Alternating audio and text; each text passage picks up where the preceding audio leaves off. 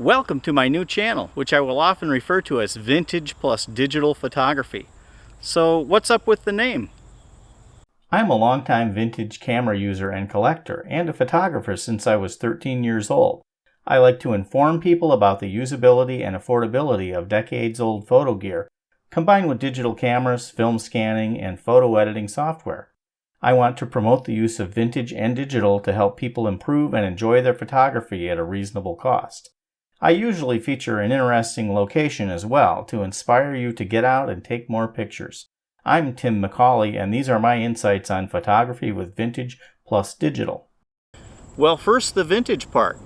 I learned photography when I was a kid back in the late 1970s and early 1980s on a few different kinds of film cameras, including medium format on an early 1950s Graflex Century Graphic. This design is called a press camera. And this Rolleiflex twin lens reflex I bought used when I was 14.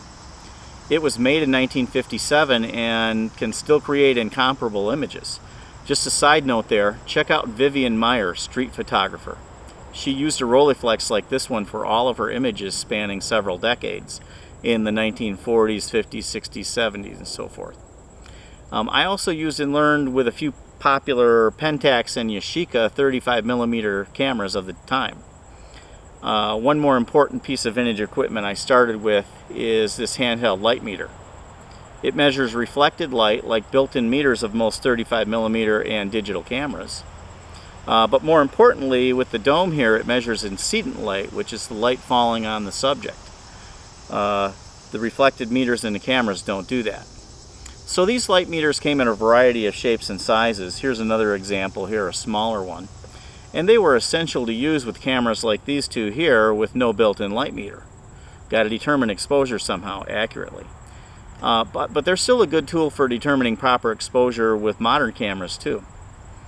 I often use it with the digital camera, as incident light readings tend to be more accurate in general than reflected light that's seen by the camera's meters. That's a subject for another video, but I just wanted to note that the handheld meter is an essential piece of equipment when using vintage or all manual cameras like these. Now, all of these cameras are still very good for film photography and are currently in use. I also used them for about 20 years during the 1980s and 1990s, which was a time when I didn't keep too much interest in photography, other than perhaps being outdoors and building my stash of negatives and slides for future printing. I avoided the color darkroom, thinking there will be a better way someday to make prints, and fortunately that day came. It became reality. I still have a black and white darkroom and print photos several times a year, as I've always enjoyed the traditional black and white photographic process. Since the early 2000s, I've acquired a lot more vintage camera equipment than what I started with back in the 1980s. That includes a 4x5 large format camera, and I also bought a 4x5 enlarger for the darkroom. Various medium format cameras that use 120 roll film, there's quite a few of those, and a large number of 35mm cameras and lenses like we have in the front here. I'm not going to show you all of those, just a few. I acquired most of that stuff cheaply, as many photographers were transitioning over to digital camera systems 10-15 years ago. I also bought a lot of broken stuff and repaired it, which is a lot of what you see on the table here. I'm a cheap Midwesterner, and I like to keep stuff and use it forever, like my trusty 1999 Toyota Camry that takes me on many trips to the mountains and up north to Michigan and Wisconsin. Use it forever certainly applies to photographic equipment too, kind of like this 1935 or so Voigtlander. If it ain't broke, don't replace it. So there's the vintage part of my photography, and I guess that actually includes me and the car too. Now for the digital part. Back in 2002, I purchased my first film scanner and a 3.2 megapixel digital camera. Not that same digital camera here, but these two from 2009 weren't much better, and were really only okay for snapshots. On the other hand, scanned film yielded really good results for landscape photos, much better than a vast majority of digital cameras of the time. This one here did medium format and 4x5 large format, one frame at a time, using the holder that goes on a flatbed. I soon replaced my first scanner here, an Epson 2450, with a better one, an Epson 4870, on the shelf behind me there. I got this Nikon Coolscan 5 35mm film scanner in 2005 to scan slides and negatives at 4000 dpi to maximize image quality. Film scanning revived my interest in color photography because it finally did away with the color darkroom, a time-consuming, expensive, frustrating, smelly, problem-filled, dreadful experience. The main reason of my lack of interest during the 1980s and 1990s.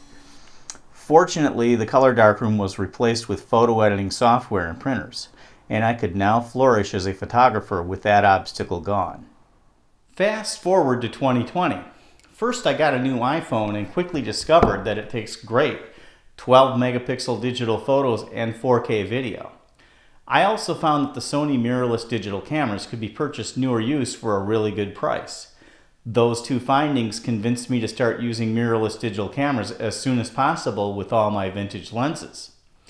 I went to Sony specifically because of the ability to use cheap adapters such as these with no optics, about $15 a piece, to accommodate lenses from any legacy camera system.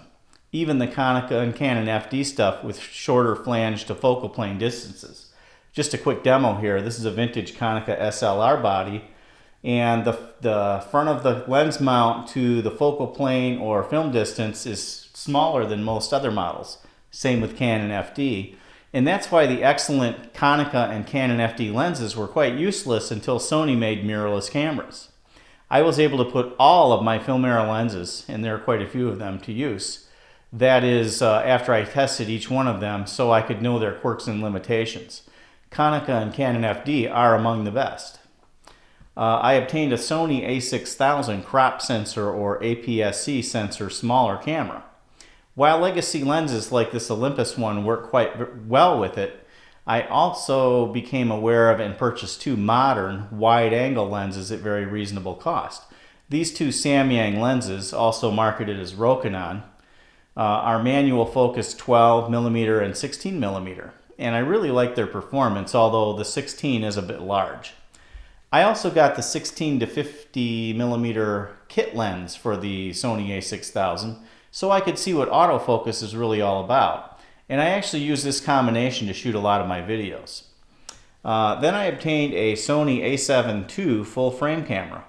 I needed something to basically substitute for a 35mm camera body in digital form, taking full advantage of all my 35mm vintage lenses without having to recalculate their effective focal lengths. I found through research that 24 megapixels that this camera does was an ideal digital resolution for use with those lenses, and that higher resolutions would really have no benefit, especially since I have no intentions of printing or enlarging images to larger than, say, 24 by 36 inches. And even if I do, the images this camera produced would upsample quite well to make larger prints. By the way, both of these cameras use the same adapters for legacy lenses.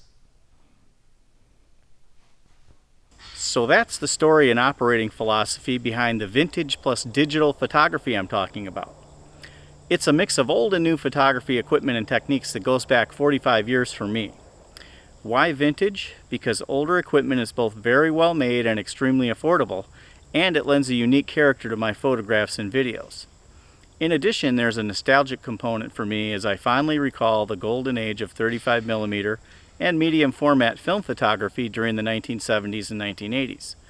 The plus digital part replaced a cumbersome color darkroom process, and it made legacy 35mm or full frame lenses capable of creating high quality images formerly only possible with medium and large format film, and just made color photography much less frustrating and problematic than it used to be, and more fun. I still continue to shoot film, especially black and white film, which is easy and inexpensive to process. And I also use Kodak Ektar 100 color negative film and can either process it myself or have labs do it. I should also mention that another digital tool that's become very important in my photography is the ability to easily shoot high quality video with these still cameras, phones, and action cameras like this tiny little GoPro here that takes great video. Of course, I'm now using all of those things to create videos, including using vintage lenses on the Sony cameras like this one. So there you have it, vintage plus digital photography. But wait, there's more.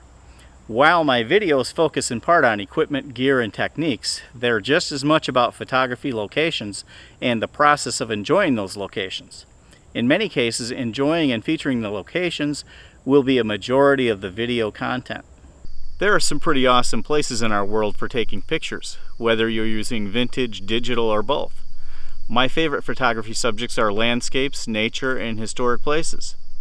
We're all familiar with the spectacular landscape locations of the American West or New Zealand, South America, the iconic cities of Europe, tropical islands, and the list goes on and on. However, all of us have much material to photograph by traveling short distances, maybe even 200 miles or less from where we live, like this park about 10 miles from where I live. In fact, these are the locations that tend to be unique and special for your particular style and genre of photography, and from which you develop your own body of work, not someone else's.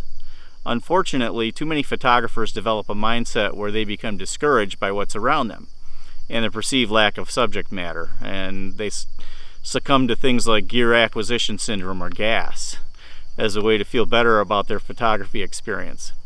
Meanwhile, their experience with photography is actually less than what it could be and should be.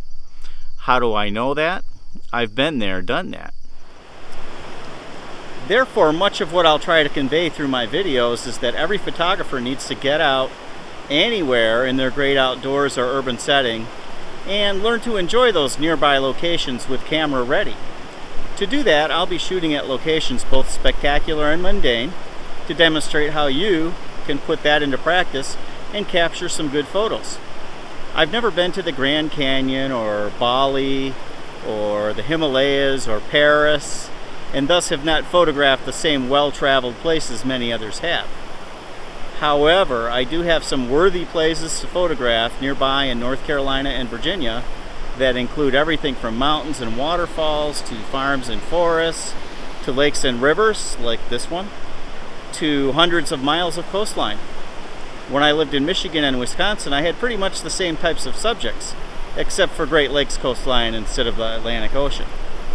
I've always been able to visit cities like Chicago, Milwaukee, Detroit, Washington, D.C., Charleston, Savannah, New York, and the list goes on, for historic architecture or botanical gardens or perhaps even a zoo.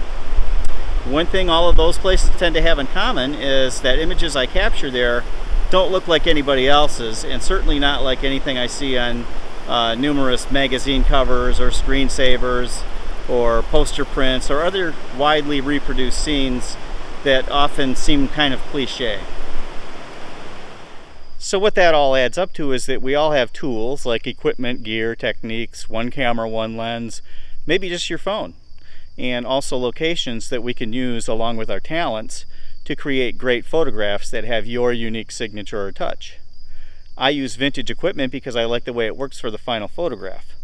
There's a certain nostalgia to it, and I like to keep the cost of my photography within certain limits. I also want to keep the cost of travel within certain limits, but that also forces me to appreciate the subjects I photograph. And that actually works to my benefit because my photos don't look like those you've seen in so many other places.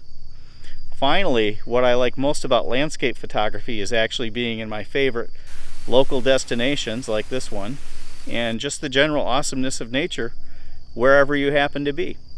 You could be in New York, New Mexico, Nebraska, North Dakota, North Carolina, whatever. The camera and equipment are merely accessories or secondary or ancillary to the outdoors experience. So there you have the longer story behind my vintage plus digital photography videos, hopefully not too long. My purpose here is to share about 45 years worth of information and knowledge with all of you and help people enjoy and improve their photography and their outdoor experiences all at the same time. I look forward to making many of these videos over the coming years, and I'm going to have a lot of fun doing it. By the way, I put a bunch of information and links in the description for photo editing software, equipment repair, history of the cameras I use, and other information I found useful. in my pursuit of vintage plus digital photography in general. Thank you for watching my channel. I hope you found this video useful and informative and learned something from it as well. I've also put some more information and a few links in the description section. If you enjoyed watching this video, please like it by clicking on the thumbs up icon. And so you don't miss out on any future vintage plus digital photography videos, please subscribe to my channel by clicking on the red subscribe button. And of course, feel free to leave me any comments you may have. I'll be back again soon with yet another fun and informative vintage plus digital photography video.